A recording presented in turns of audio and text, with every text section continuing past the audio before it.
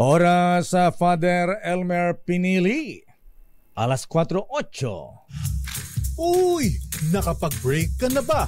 Nakapag-relax ka na ba? Saan ka man nagtatrabaho, mapa-opisina man o work from home o mula mismo sa pwesto, sasabayan namin ang break time mo. Sasabayan namin ng mga balita at komentaryo, mga panayam ng mga taong viral ngayon. DZRH Break Time!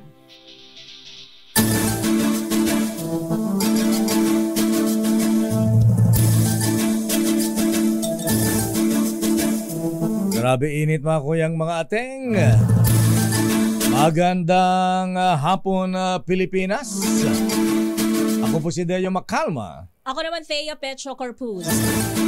At narito ang headlines ng ating mga balita ngayong araw ng Lunes, 29 ng Abril. Bilis ng panahon, matatapos na ang buwan ng Abril. Pisperas ng sweldo lakay. Sa ating mga headlines, sa presyo ng petroleum products, may katiting na rollback bukas. Grupong Piston nagtigil pasada kontra konsolidasyon ng PUJs. Matinding init ng panahon, tumama ngayon sa 36 na lugar. Iba sa Zambales, sinamaan ng 53 degrees Celsius kahapon. Alokasyon ng tubig tiniyak na sapat kahit sobrang tindi ng init ng panahon. Ayon yan sa Maynilad. Luzon at Visayas sa grid. Nasa yellow alert ngayong Lunes dahil sa niwis pa rin ang supply ng kuryente. Pasaporte ni Pastor Apollo Kibuloy pinakakansela. Pag-aresto ipinamamadali ng Senado. Kamara de Representantes sa todo depensa sa akusasyong xenophobia ang investigasyon sa pagdagsa ng mga Chinese students sa bansa lalo na sa Cagayan. DOTR Assistant Secretary nahuli sa pagdaan sa EDSA busway. Tinikitan lamang ng paglabag sa number coding. Bayan? Fishfell pa naman ang DOTR. Oo nga. Samantala, gunman sa pagpatay kay broadcaster Juan Humalon. Aka DJ Johnny Walker, arestado na. PhilHealth members may 30% benefits kapag na-heat stroke ngayong panahon ng tag-init. At sa detalye ng ating mga balita, Makoy, wag mo nang magpagas. Naku, nagpagas na ako kanina. Hindi na mabot na kayo. Oo nga pala. May katiting na rollback sa presyo ng petroleum products sa bukas April 30. Ayon sa report mula sa oil industry, 45 centavos ang ibabawas sa kada litro ng diesel. 25 centavos naman kada litro ng gasolina. At 90 centavos naman ang ibabawas sa presyo ng kerosene. Ang oil price adjustment ay nakadepende raw sa paggalaw sa pandaigdigang merkado. Samantala, umarangkada na ang unang araw ng tigil pasada ng Piston kontra sa deadline ng konsolidasyon ng PUV Modernization Program na magtatapos na bukas. Nagtigil pasada ang buong linya ng pampasaherong jeep na may biyaheng Pasig hanggang Taguig nitong umaga bilang huling round ng pagkontra sa konsolidasyon. Naapektuhan din ang mga pasaherong bumibiyahe mula Ermita, Maynila patungong Guadalupe, Makati City dahil nakiisa sa transport strike ang grupong Agoncillo Guadalupe Jeepney Operators Drivers Association. Samantala, tuloy naman ang biyahe ng mga tradisyonal na jeep sa Quezon City at Caloocan. Habang may alok naman na libreng sakay ang Malabon, LGU para sa mga apektado ng ikinasang tigil pasada ng Piston. Samantala, tuloy pa rin ang isinagawang transport strike ng mga jeepney drivers at operators na tutol sa implementasyon ng Jeepney Modernization Program. Ayon naman kay Senator Grace Poe, Chairperson ng Senate Committee on Public Services, Kasama na sa kapalpakan ang hindi pa nare-resolba na issue ng mataas na presyo ng modern jeepney na saan galing ang pondo at problema sa mga ruta. Wala naman anyang drivers ang may ayaw ang bagong jeepney na de-aircon at environmentally friendly. Pero ang problema ayon kay Senator Grace po ay kung paano ito mababayaran sa halagang mahigit 1 milyong piso. Abay, hindi po 1 milyon, Senadora. 2 milyon po mahigit. Time is 2, lakay. Ayon pa kay Senator po, posible magkaroon ng kakulangan sa masasakyang jeepney kapag hindi naman nakabili ng sapat na units ang kooperatiba o korporasyon na mamamahala dito. Samantala, ipinahagi naman ng grupo ng mga negosyante, forum leaders na kinabilangan ng ECOP na kailangan ay bigyan pansin ang mga local manufacturers ng jeepney.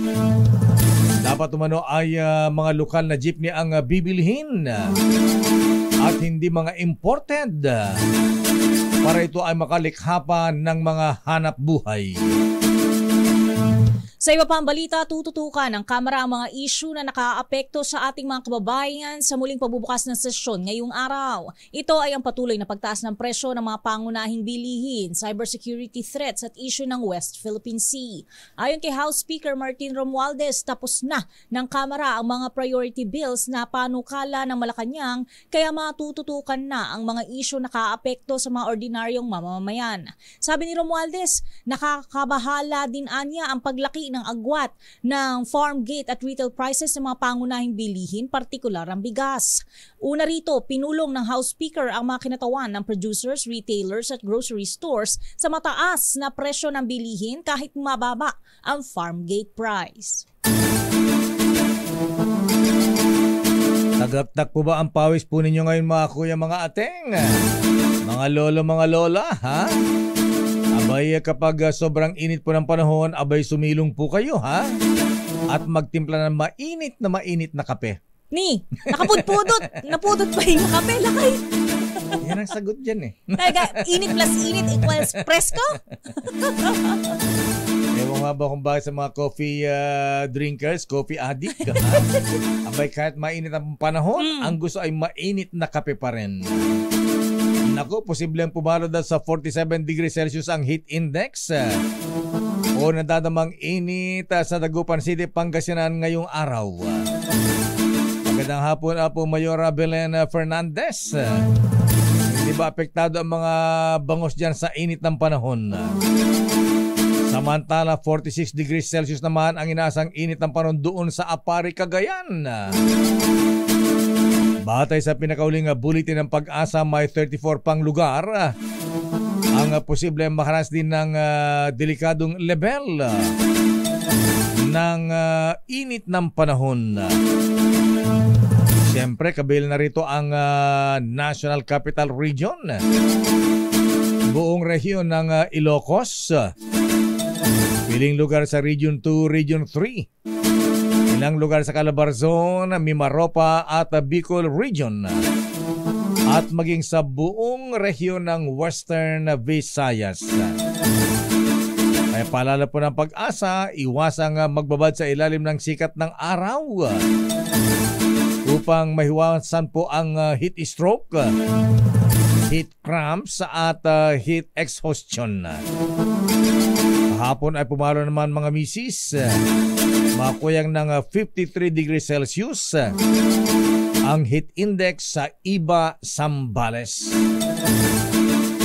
Naitala nga sa Iba, Zambales ang record high na heat index na pumalo sa 53 degrees Celsius. Ito na ang pinakamataas sa temperatura na naranasan ng bansa simula noong nakalipas na taon. Ang 53 degrees Celsius na init factor ay naramdaman sa bayan ng Iba kahapon, samantala 36 na lugar sa bansa ang inaasahang makararanas ng dangerous heat index ngayong araw ng Lunes.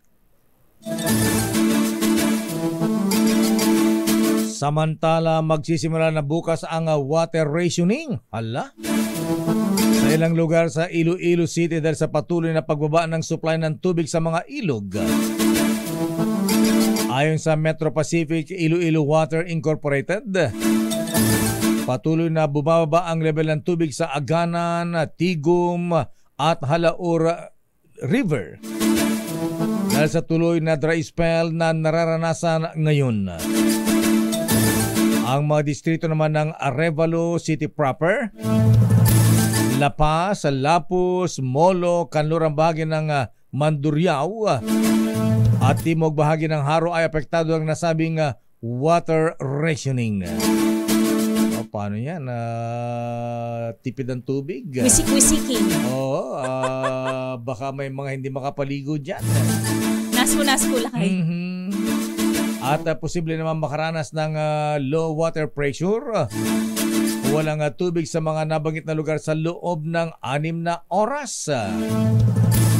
Pero mag-deploy naman daw ng water tanks ang nasabing Metro Pacific Iloilo Water Incorporated sa mga apektadong lugar, pero patuloy din ang paalala sa ng consumers na maging responsable sa paggamit ng tubig.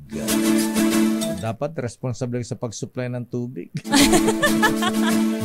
Usaping tubig! Hindi babawasan ng Maynilad Water Services Incorporated ang kanilang alokasyon ng tubig para sa kanilang mga customer. Ayon sa Corporate Communications Head ng Maynilad na si Jennifer Rufo, bunso dito ng pagpayag ng Angat Technical Working Group na i-maintain ang kanilang natatanggap na 50 cubic meters per second na alokasyon ng tubig. Samantala, sinabi naman ni Rufo na bagamat hindi babawasan ng alokasyon, makakaapekto pa rin sa alokasyon ng tubig ang pagtaas ng demand sa tubig ng mga consumer.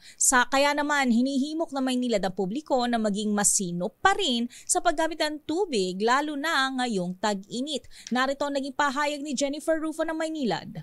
In-approve po ng Angat Technical Working Group na i-maintain po muna yung ating alokasyon mula sa Angat Dam to 50 cubic meters per second. So dahil ganyan po mataas pa rin yung ating natatanggap na alokasyon, nakikita po natin na maayos pa po, mapapanatili natin yung maayos na serbisyo na normal hanggat maintain pa rin yung demand.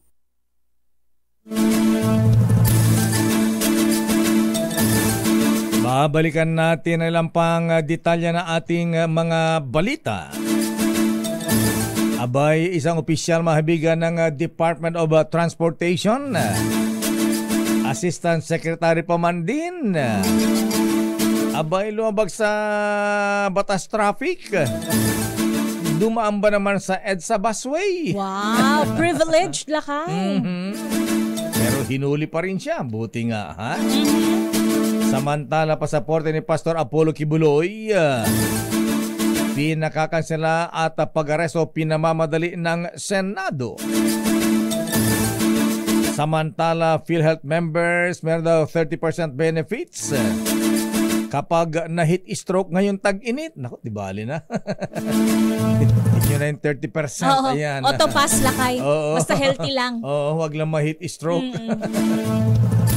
Samantala, isang babaeng dalo naman sa New Bilibid Prisons. Abay, nagtangka magpasok ng droga. Itinago sa kanyang ari. Multipurpose lang kayo. Multipurpose ba? Grabe, ano. Huli. Ayan, kulong siya ngayon. Grabe naman si ate. At ang detalye na mabalitang yan sa ating pagbabalik sa ating palatuntunang break time. RH Break Time. Oras, Mr. Cesar Lee. Ayan, magbabad ka muna sa swimming pool. Kaya lang, mainit din, ano? Ha? Oras, Mr. Michael is my guy. Doktora Isa Suntay, alas 4. Oras, Father Saldi Pamabaer, alas 4:29. Sandali lamang sa ating mga reports. Naku, may sunog sa may EDSA, ha? Pero ang sabi po ng Philippine Amusement and Gaming Corporation, ipinagmamalaki ni PAGCOR Chairman and CEO Alatenco na tumaas ng 42% ang kita ng PAGCOR sa first quarter ng taon. Tinalo nila ang BIR, ha, na 24% itinaas. Pero Pero siyempre mas malaki pa rin sa BIR. At sabi ni Chairman Altenco, umabot ng 25 billion ang kanilang kinita mula Enero hanggang Marso at mas mataas ng 42% kumpara nung nakalipas na taon. Sinabi ni Altenco na ang 3 buwang kita ay naglagay sa state gaming firm sa tamang direksyon para maabot ang 100 billion na taon ng kita para sa taon na magiging kauna-unahan sa 40 years sa kasaysayan ng PAGCOR. Sinabi pa ng PAGCOR chairman na ang net operating income nila ay umabot sa 18.99 billion pesos. Sa first quarter, tumaas ng 54.22%. Ang bulto ng kita sa first quarter na umabot sa 22.29 billion pesos ay galing sa gaming operations, kabilang ang e-games at mga license sa casino. Ako, sa init ng panahon, bakit? Meron pang sunog dyan sa may kahabaan ng EDSA sa may West Avenue, sa may PhilAm Quezon City. Naku, ang kapal daw ng usok dyan sa EDSA. Val Gonzales, please come in. Val. Mayor, ang magandang balita rito, as of 4:16, 4:16 na, 15 minuto lang nakalilipas, ay diniklara na ng Bureau of Fire Protection na fire out na itong sunog na sumikla na nangyari dito sa isang abandonadong 2 palapag na gusali. Dito mismo sa southbound, gilid na gilid lamang ito ng EDSA dito sa PhilAm Quezon City. At tapat na tapat lamang nitong mataas na gusali, nitong Soler Hotel. Kaya kanina ay na-alarma din, Mayor, itong mga tauhan ng Bureau of Fire Protection dahil yung unang kumalat na video rito, kung titingnan mo, ang umuusok ay yung Soler. Kung titingnan mo yung video, pero mabuti na lamang siguro yung kumuha, yun nandito sa loob mismo ng subdivision. Kaya akala ng mga netizen kanina yung Soler na ang nasusunog. Correct, oo. Akala nila yung Soler Hotel mismo yung nasusunog. Kanina kausap ko itong si Quezon City Fire Marshal, Fire Senior Superintendent Flor Ian Guerrero, at yun nga yung unang report na nakarating sa kanila. Kaya na-alarma sila, nag-dispatch ng napakaraming mga bombero dito sa kahabaan ng EDSA. May 1 kilometro yung haba ng mga bombero. Yung may mga bahagi pang parte na 2 lane yung okupado ng mga bombero. So matapos yung 1 oras lang na mahigit ay idiniklara ng fire out itong sunog. Abandonado itong 2 palapag na residential area na ito, at buti na lang hindi rin nadamay yung katabing establishmento na isang bahay din dahil nag-evacuate kanina yung may-ari ng bahay, may 2 minor de edad at yung alaga nilang 8 aso.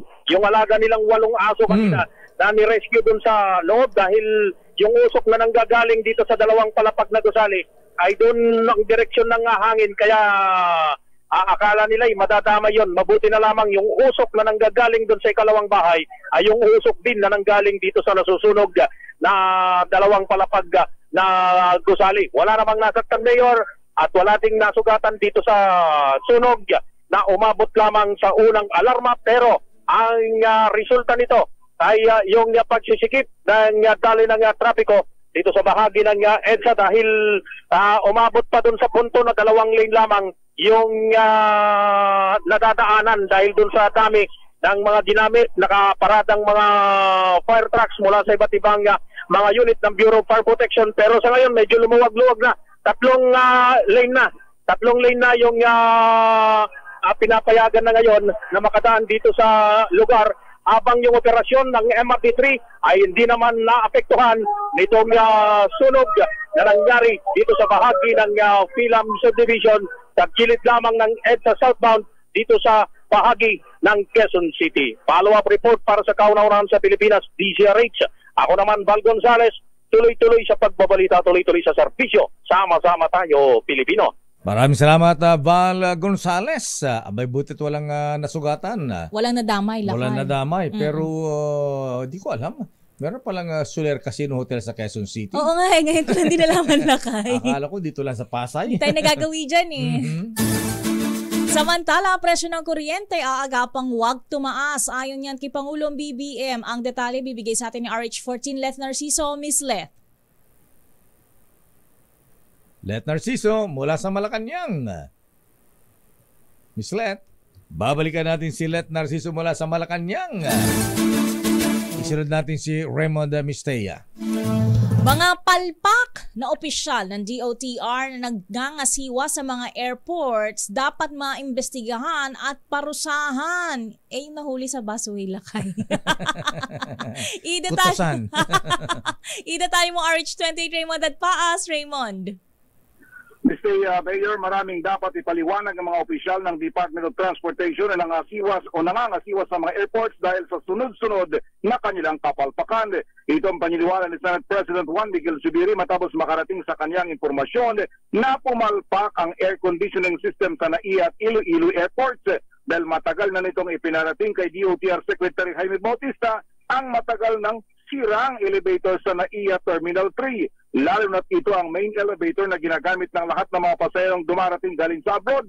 Para kay Zubiri, dapat imbestigan ng mga palpak ng mga opisyal at patawan ng mga ito ng parusa. Mungkay ng Senate President, bilisan nila ang pag-turnover sa private sector sa operasyon ng NAIA. Habang paimbestigahan din ang hanggang ngayon ay hindi pa pag-turnover sa Cagayan de Oro Airport sa nanalong bidder na Aboitiz Group. Ang dumi ng airport at wala ng maintenance kaya't nakahihiya sa mga pasahero. Narito si Senate President Juan Miguel Zubiri. I think my suggestion is for them to transfer to SMC as soon as possible. Transfer to the private sector companies as soon as possible. Kayo doon na yata nila hinihintay, sir eh. Well, then it's pure incompetence. Kung yan ang hinihintay po nila na pumasok ang private sector for the number of months that they did not act on it, that's a violation of their duty. That's a violation of their duty to the people. Kasi trabaho nila yun eh. Well, at least, very least, they should be sanctioned. They should be called for. They should be called out and warned. But the sooner that they give it to private sector, the better. Isang problema din yan sa Cagayan de Oro. Si Senate President Juan Miguel Zubiri. Para sa kaunaunan sa Pilipinas, DZRH, ito si Raymond Datas, tuloy-tuloy sa pagbabalita, tuloy-tuloy sa serbisyo, sama-sama tayo, Pilipinas. Maraming salamat, Raymond. Mukhang naipid yan si Senate President Mig Zubiri. Samantala, makabayan na black humihirit na iabandona ng gobyerno ang PUV Modernization Program.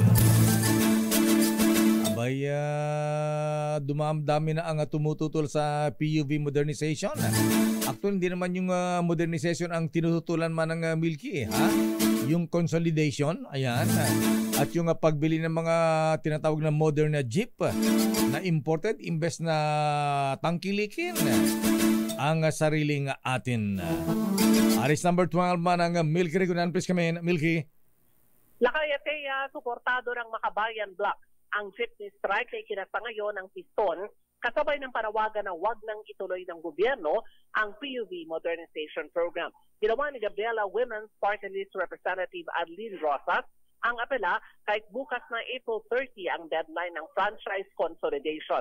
Ang kay Rosas hanggang ngayon, hindi pa nga nare-resolba ang ma-report na umunay katiwalian sa naturang programa kung saan ang mga opisyal pa umano na makukulang ahensya ng gobyerno ang isinasangkot. Dahil dito nalalagay sa alanganin ng kabuhayan ng maraming jeepney drivers. Question pa ni Brosas kung bakit ipinipilit ng gobyerno na sumailalim sa pautang ang mga jeepney driver at pipiliting kumuha ng mga surplus e-jeepney mula sa ibang bansa at pagkakakitaan lang ng ilang mga negosyante. Sabi ni Brosas sa nalalapit na pagunita ng Labor Day sa Mayo 1, magandang timing na ibasura daw ng Marcos Jr. Administration ang naturang programa na tinawag niyang anti-poor. Samantala lakay, pinagtibay ngayon ng Kamara ang House Resolution 1691 bilang paikiramay naman sa pagyao ni Cavite 4th District Representative Elpidio P.D. Barsaga Jr. Sa resolusyon, kinalala ni House Speaker Martin Romualdez ang papel na ginampanan ni Barsaga sa Kamara at sa kanyang mga kababayan sa Dasmariñas, Cavite. Para sa kauna-una sa Pilipinas, DZRH, ako si Neil Gregunan. Tuloy-tuloy sa pagbabalita, tuloy-tuloy sa serbisyo, sama-sama tayo, Pilipino. Maraming salamat Manang Milky. Samantala Metro Manila at iba pa sineserbisyohan ng Angat Dam makararanas ng mas mahinang pressure ng tubig sa Mayo. I-detalye mo RH52 Edniel Parrosa. Edniel. Lakay at Bistea, asahan ng mas mahinang tagas ng tubig sa mga kabayan sa Metro Manila pagsapit ng susunod na buwan. Ito'y dahil magpapakawala ng mas mahinang pressure ng tubig ang Angat Dam simula sa Mayo sa gitna ng patuloy na nararanasang epekto ng El Nino phenomenon. Sa press briefing sa Campo Aguinaldo, ibinalita ni Task Force El Nino Co-Chairperson at Science Department Secretary Renato Solidum na gagawing prioridad ng pamahalaan ng paglalaan ng tubig sa mga irigasyon. Nasasayangan kasi umano ang Task Force na nalalapit ng harvest season baka mabalang pa oras na patuloy ng patubig. Matatanda ang standard operating procedure dapat ang pagputol sa irigasyon unang-una kapag bumababa ang minimum operating level ng mga dam, partikular na ng Angat. Pero kabaliktaran na gagawin ng task force susunod na buwan, matay na rin sa rekomendasyon ng Department of Environment and Natural Resources. Pakinggan natin si UST Secretary Solidum. At mag-aalawin sila ng tama na mauna yung mga kailangang ma-harvest ng mga pagkain, ng mga crops, and of course, siyempre yung power generation. Paliwanag naman DENR Undersecretary Carlos Pribo David, pinakamarami pa rin ang household users ng tubig sa NCR, kaya mas mararamdaman ng mga ito ang pahihinaing pressure. Tiniyak naman ni David na hindi ito nangangahulugan o magre-resulta ng water interruption sa kabayan, sa halip once a week lang umanong rotational na paghina ng pressure ng tubig sa loob ng isang araw. Para sa kauna-unahan sa Pilipinas, DZRH, ito si Edniel Parrosa. Tuloy-tuloy sa pagbabalita, tuloy-tuloy sa serbisyo. Sama-sama tayo, Pilipino. Maraming salamat, Edniel Parrosa. Oras, Kuyang Alex, guganap na alas 4:42. Balikan natin ang report mula sa Malacanang. Aba, ang Pangulong Bongbong Marcos. Abay, ang sabi, agapan daw na dapat huwag tumaas ang singil sa kuryente. Abay, sabihin niyo po ang Meralco, Mr. President.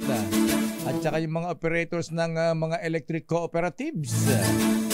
Aris number 14, Let Narciso, please come in. Miss Let. Lakay sisikapin ng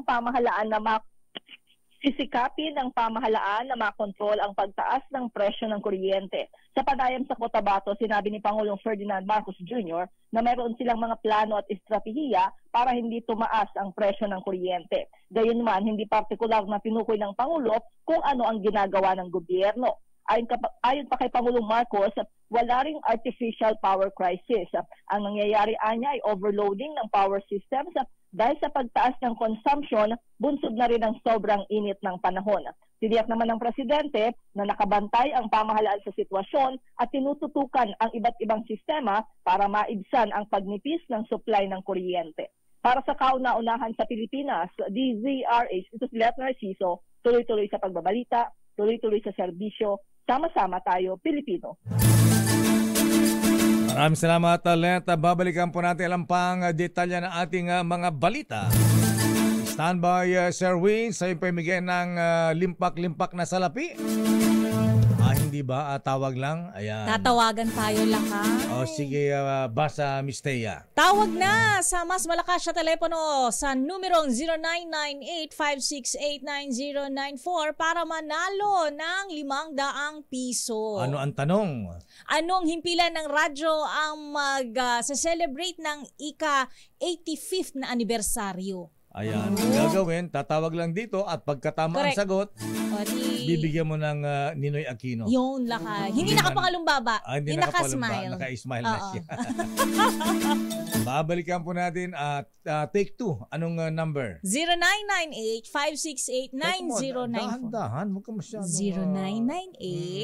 0998-568-9094.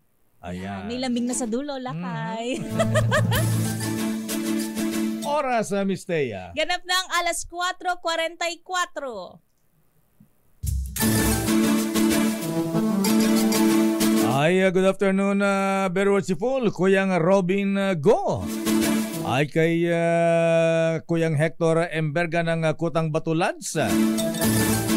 At siyempre ang Right Worshipful ng Most Worshipful Grand Lodge of Japan.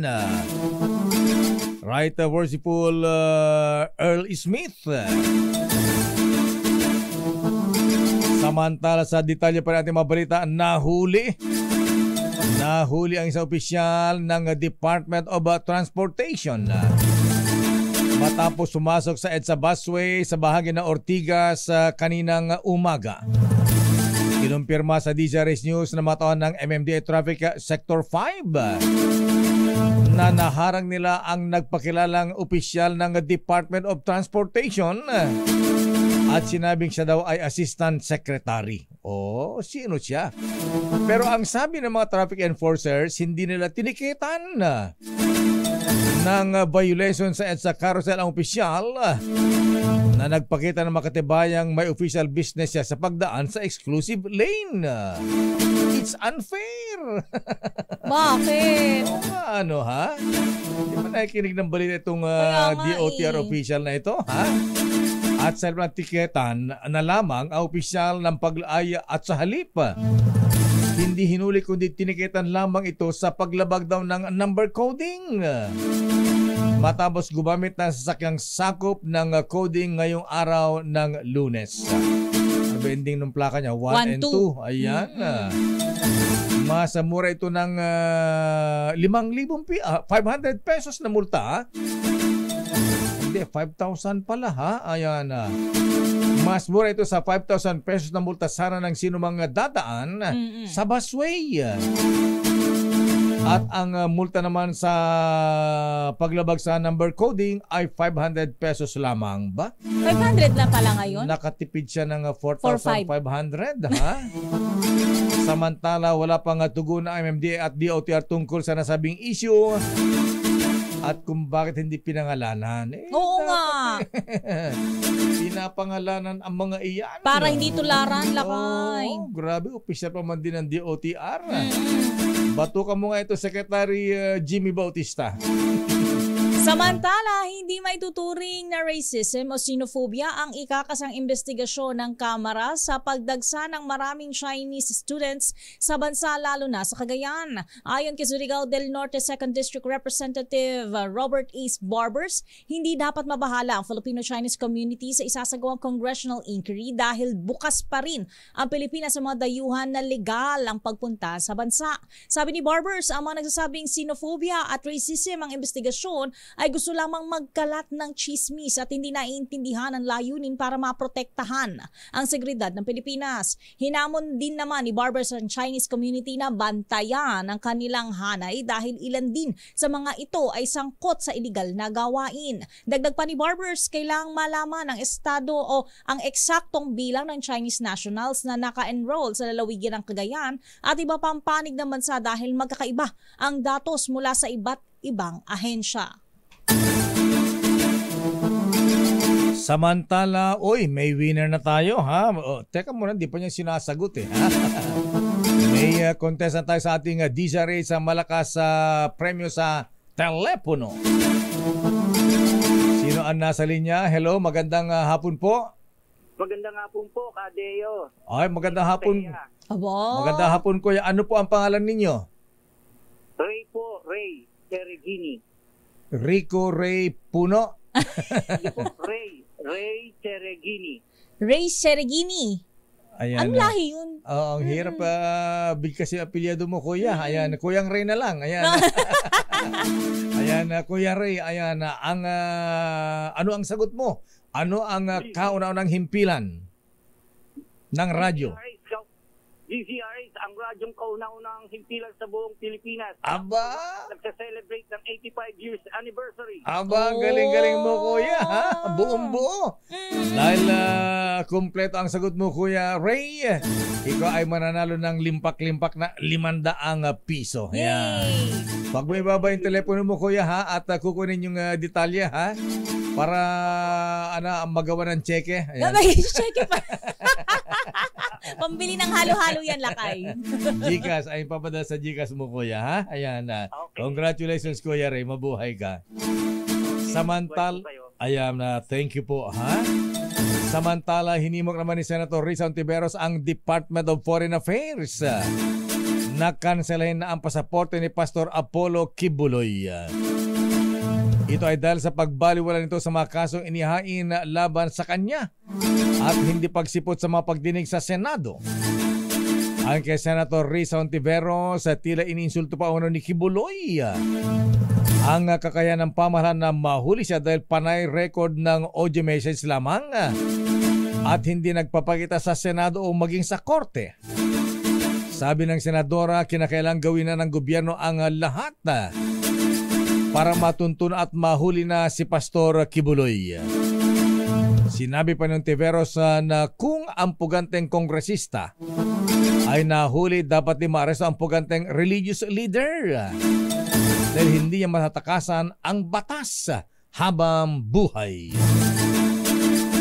Samantala, arestado na ang gunman sa likod ng pagpatay sa broadcaster na si Juan Humalon o mas kilalang DJ Johnny Walker. Ayon kay PNP spokesperson Colonel Jean Fajardo, nahuli ang suspect na si Julieto Mangumpit alias Ricky sa Dipolog City, Zamboanga del Norte. Miyembro anya ng Gun for Hire group si Mangumpit, kaya pinaniniwalaang may mastermind pa sa naturang krimen. Bukod dito, mayroon pang 8 pending warrant na kinakaharap ang suspect. Samantala, naaresto na ang lahat ng 3 suspect sa likod ng pagpatay kay Humalon noong November 5, 2023 sa Misamis Occidental.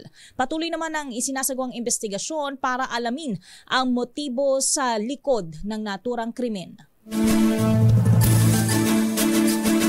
Oras sa paring Victor De Leon Lima, ganap na alas 4:57. Inaresto isang babaeng dalaw sa New Bilibid Prisons dahil sa tangkang pagpasok ng droga na nakatago sa kanyang sex organ. Wow! Sabi ni, may tanong si Pahula si Vic De Leon Lima Ang sabi lahat. Ano ang tawag sa droga na itinago sa ari ng babae? Ano? Shampoo. Shampoo. Kaubi ka, salbahe ka, ha? Ayan. Ayon sa Bureau of Corrections, galing Pasig ang babaeng kinilalang si Wilmar Castro. Ayan po, ayan. Nadadalaw sana sa kanyang pinsan na isang preso sa Bucor. Napansin ni Corrections Officer Evelyn Mary Pingyan na parang may kaduda-dudang ikinikilos ang nasabing babaeng dalaw.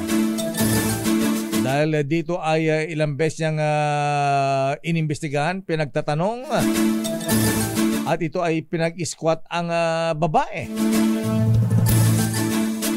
Hanggang sa lumabas sa kanyang maselang bahagi ng katawan ang hininalang drogang shabu. Wow. Binigyan naman ni Bucor Director Gregorio Katapang ng spot promotion ang nasabing corrections officer dahil sa dedikasyon sa kanyang trabaho. Samantala, hinuli naman ang nasabing dalaw na si Evelyn Mary Pingyan at siya ay nakakulong na ngayon. Grabe, ano kaya karami yun, ano? May nakita ko minsan na pinakita. Saan lakay? Isang kamao yata. Isang kamao? Foreigner na babae, si Miss Thea. Okay. Abay, nung mahuri, talagang akala mo parang nanganak. Pinaano siya, ha? Inipit ng paano na paghinalaan lakay na amoy? Ewan ko kung paano. Ganyan ba kapkapin hanggang kaloob-looban makakapkap? Siguro na detect o yan o kaya kahinahinal ang kilos. Ayan, o kaya ay iba ang lakad. Ayan. Pagka lumakad kayo, parang bagong tuli din. Ganun. Baka parang lakad manganganak, ano? Oo nga. Basa. Itinaas ng PhilHealth sa 30% ang matatanggap na benepisyo ng kanilang mga miyembro na makararanas ng heat stroke. Ayon kay PhilHealth spokesperson Ray Balenya, bahagi ito ng pagtugon nila sa mga pagbabago sa ilalim ng Bagong Pilipinas campaign ni Pangulong Bongbong Marcos. Sa ilalim ng programa, makatatanggap na ng 8,450 pesos ang isang mauospital dahil sa heat stroke mula sa 6,500 pesos na benepisyo. Samantala, ipatutupad na rin ng PhilHealth ang pagtataas sa benepisyo makukuha ng mga magkakasakit ng prostate at cervical cancer. Sa ngayon, wala pang pinal na datos ang PhilHealth kung magkano ang itataas ng benepisyo dahil isa sa ilalim pa ito sa review ng PhilHealth Board. Oy, maraming salamat sa ating business correspondent. Nagre-reklamo, mainit ang panahon sa Baguio. Si Miss Teya. Talaga? Hindi naman siya summer capital, pero mas mainit pa rin dito for sure. Mainit na rin daw. Bagay ka lang ba kami punta ng Baguio? Pagkatanghari talaga, mainit na rin eh. Pudpudot na lakay. Napudot mo na. Pero ang sabi ni Mr. Michael is my guy, teka muna, lumalakas ang piso, ha? Talaga? Wow. Ang palitan ng piso sa dollar ngayon, nagsara sa trading ngayon, talagang 57 pesos and 67 centavos. Last week, 57.78. Bumaba ng, ng... 8 centavos lakay? 9 centavos. 9. 0.9 centavos. At sa showbiz, Miss Teya. Top 3 winners sa national costume sa Miss Universe Philippines 2024. Atin nang kilalanin. Idetalye mo, showbiz princess Aliyah Ikatlod IV. Lakay at Miss Teya, umarangkada na ang National Costume Competition sa Miss Universe Philippines 2024 na ginanap sa Sultan Kudarat. 53 candidates ang nagpasiklaban sa pagpapakita ng kanilang pambansang kasuotan. Hindi naman namin kita yung gown nila. Asan? Ayan na! Sige, wow, basa. nadalakay. Okay. At ang tema ay Flora po na at may mga nagwagi na nga. Ito ay sina Tamara Osier ng Tacloban, Alexi Brooks ng Iloilo at Jet Hammond ng Southern California. Ang suot na golden piece ni Miss Tacloban ay inspired sa Sun Goddess at Monitor Lizard ng lungsod. Si Miss Iloilo naman, na isa sa mga crowd favorite, ay ibinida ang kanyang spider-inspired costume na kulay ginto, pula at itim na kahalintulad ng tinatawag nilang ugto-ugto. Habang ang costume naman ni Miss Southern California na ay inspired sa UNESCO Heritage Site na Tubata Harif. Nakahawig ang costume ng coral formations at gaganapin ang final competition ng Miss Universe Philippines sa May 22, 2024. At yan ang latest sa showbiz para sa Break Time Showbiz. Ito si Aliyah Ikatlo. Tuloy-tuloy sa pagbabalik. Sinong malakas dyan sa binibining Pilipinas Miss Universe, Miss Aliyah? Isa nga sa mga paborito itong si Alexi Brooks ng Iloilo. Talagang sinicheer kahit sa social media. At isa pa sa mga paborito ay mga nagbabalik na beauty queen sa Miss Universe. Ito ay si Miss Quezon Province at si Miss Cavite. Aba, Alexi Brooks, parang familiar name. Parang kumandidata to sa arena ng Aliwan na Miss Teya. Sounds family na lakay. Oh, sounds family. Yeah. Okay, good luck sa ating mga candidates. Ikaw, kailan ka sasali, Miss Aliyah? Yan na. Lakay, huwag mo ko i-pressure. Gusto ko mga sagot na ganyan eh. Gusto ko sa'yo eh, ha? Para kang sumasagot sa Q&A eh. Maraming salamat, Miss Aliyah Ikatlo IV. Para sa Break Time Showbiz, ito si Aliyah Ikatlo. Para sa Miss Universe, ay, sama-sama tayo Pilipino. Sige, Miss Star City ka muna. Ayan, diyan ka mag-practice. Sakit ng ulo. Okay, para po sa mga nakakilala kay Kuyang Doc Vica Sambale, ha? At Kuyang Bong De Jesus. Pinapaalala po sa inyo na birthday po nila ngayon. Ayan. Nabahan ako lakay, akala ko sabay eh. Happy birthday Kuyang Doc Vica Sambale, Kuyang Bong De Jesus. At Brad, Governor Mark Cagas ng Davao Oriental. Ala ba tayo dyan? Ayan, si Kuyang Doc Vic at Bong, binabati ng mga taga TM Calao, Masonic Lodge number 136. At muli, congratulations sa elected Junior Grand Warden sa katatapos na annual communication ng mga Freemasons sa Clark, Pampanga nitong weekend. Congratulations, Right Worshipful General Ruel Rivera. Congrats and good luck. At siyempre, congratulations din sa newly installed Grandmaster ng Worshipful Grand Lodge of Free and Accepted Masons of the Philippines, Grandmaster Yusek Ariel Kayanan, Deputy Grandmaster Raul Canon Jr., Senior Grand Warden Robert Joseph BBM Moran, at Junior Warden General Roel Rivera, at Grand Treasurer Most Worshipful Juanito Espino, at Grand Secretary Most Worshipful Danilo Angeles. At yan ang kabuuan natin mga balitaan talakayan sa ating palatuntunang break time. Ako po si Dayo Makalma. Ako naman, Thea Petro Carpuz. Ingat-ingat pa rin po. Mainit pa rin kahit alas 5 na. Oo, loko. Nakakatigang ng pagkatao. Ay, sinabi mo, Apo. Susunod na. Mga balansyadong balita. Wala kay Chairman of the Board Henry Uri at Miss Kay Karen Oyong. Bye-bye. Stay safe. Ilang beses ko